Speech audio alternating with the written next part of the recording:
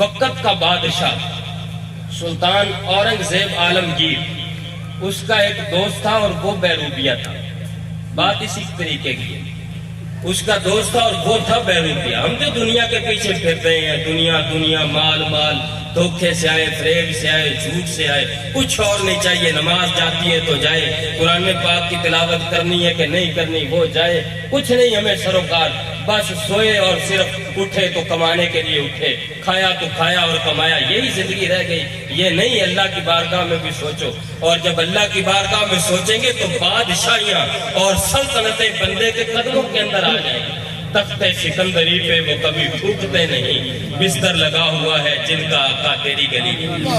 سلطان اورنگزیب عالمگیر وقت کا بادشاہ ہے، ہندوستان کا بہت بڑا بادشاہ۔ اس کا ایک دوست ہے اور وہ بیروبیہ ہے، مختلف قسم کے روپ بٹاتا ہے اور آتا ہے۔ ایک دن بادشاہ کے پاس آیا اور اس کی بادشاہ سے باتوں باتوں میں شرط لگ گئی۔ بادشاہ تو جو ٹھہرا بادشاہ، لوگ تجھے بڑا عقل مند اور سیاںا دانا گردانتے ہیں۔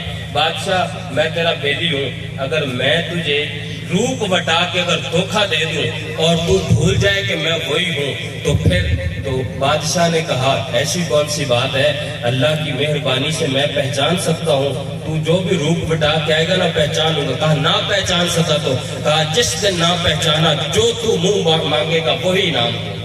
کہا ٹھیک ہے۔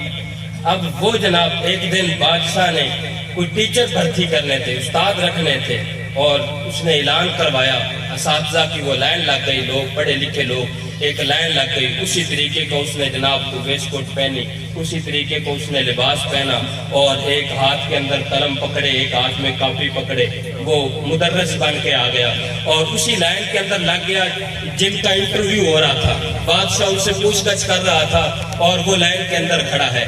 ایک شخص آیا، بادشاہ نے پوچھ گچھ کی، دوسرا آیا، تیسرا آیا، کرتے کرتے اسی شخص کی باری آئی۔ جب وہ آیا نا تو بادشاہ نے اسے پہچان لیا۔ اب بادشاہ نے بجائے اس کے سوال و جواب کرنے سے اس کے جناب کچھ پیسے اپنی جیب سے نکالے اور بادشاہ نے کہا یہ رہے تیرے آنے جانے کا کرایہ اور تجھے میں نے پہچان لیا، تو واپس جا۔ پھر چلا گیا۔ کچھ دن ہوئے تو فقیروں کو بادشاہ صدقہ دے رہا تھا، سلطان اورنگزیب عالم صدقہ بانٹ رہا تھا۔ وہ فقیروں کی لائن میں فقیرانہ لباس پہن کے اور وہ حلیہ بنا کے اس لائن کے اندر لگ گیا۔ بادشاہ سب کو صدقہ خیرات دیتا گیا۔ جب وہ آیا تو اسے کچھ زیادہ دیا اور کہا کہ یہ لے تیرے آنے جانے کا کرایہ، تجھے میں نے پھر پہچان لیا، جا واپس۔ اس طریقے کے وہ روپ بٹاتا رہا، بادشاہ کے پاس آتا رہا، بادشاہ پہچانتا رہا۔ ایک دن جو اس نے روپ بٹایا نا تو اس نے اللہ والوں کا بھیس بنا لیا۔ بادشاہ کو ایک بہت بڑی مہم پیش آئی۔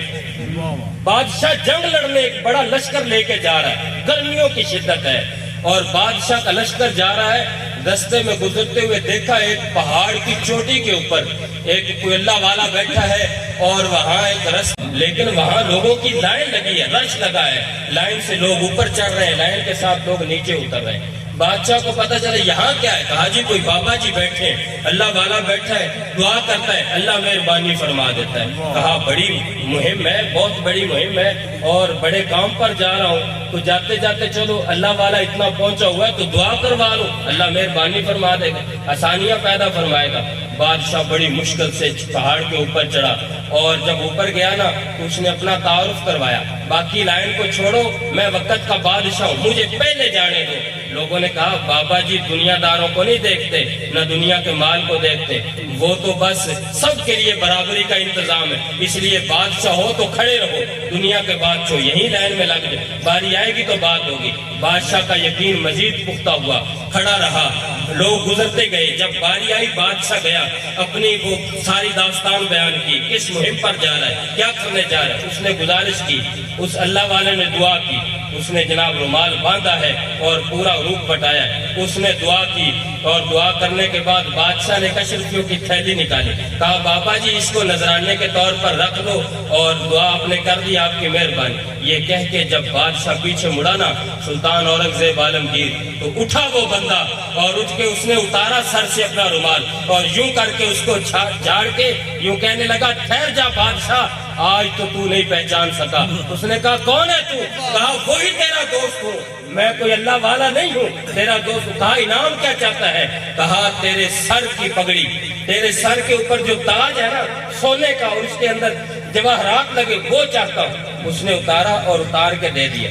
جب اس کو پیش کیا نا تو اس نے کہا بادشاہ اب یہ تیرا تاج تجھے مبارک، تیرا تاج تجھے مبارک، تیری سلطنت تجھے مبارک۔ کہا لیتا کیوں نہیں؟ اتنے جتن کے ساتھ تو نے مجھے ہرایا، تو شرط جیت گیا، لیتا کیوں نہیں؟ کہا آج ہی تو پہچان ہوئی، آج ہی تو سمجھ آئی ساری زندگی میں نے اللہ سے غفلت میں کیوں گزار دی۔ آج تو پتہ چلا واہ مالک، میں تو جھوٹا موٹا روپ بٹا کے بیٹھا تھا اور تیرا دوست بنا تھا، یہ تو سارا جھوٹ تھا، میں کوئی اللہ والا تھوڑی تھا، میں کوئی اللہ کا ولی تو نہیں تھا، میں تو جھوٹا موٹا روپ بٹا کے بیٹھا تھا۔ آج احساس ہوا اگر جھوٹا موٹا روپ بٹا کے بیٹھوں تو وقت کے بڑے بادشاہ کا تاج میرے قدموں میں آ سکتا ہے۔ اگر میں سچ میں اللہ کا دوست بن جاؤں اور اس کا ولی بن جاؤں تو میرا رب کتنا کرم فرمائے گا۔